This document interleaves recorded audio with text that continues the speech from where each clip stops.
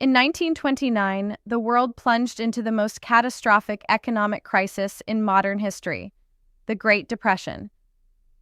The effect of the Depression on ordinary people across Australia was devastating.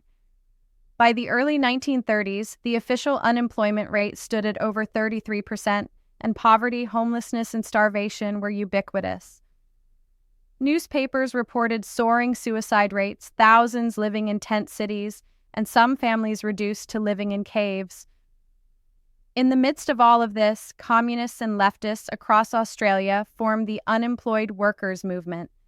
Within months, the UWM had over 70 branches across Sydney alone, and its members waged spectacular struggles for the right of the unemployed to have access to housing, food, and the necessities of life, irrespective of whether they could afford them or not.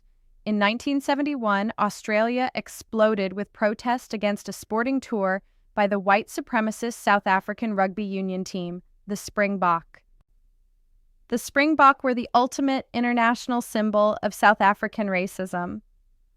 Under a system known as apartheid, white South Africans, who made up 20% of the country's population, owned 80% of all its land. The black majority of the population was forced to live in poverty, and disease-ridden shantytowns was not allowed to move freely around the country, had no access to facilities used by whites, and had no right to vote.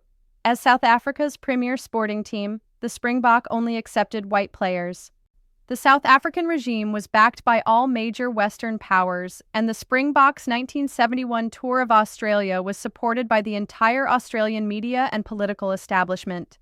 And yet, as soon as the tour began, tens of thousands took to the streets and directly disrupted Springbok matches, while thousands of unionists made the tour almost impossible by refusing to staff flights that carried the Springbok, work in hotels that allowed them to stay, or supply restaurants that served them. In the process, both South African and Australian racism were dealt massive blows.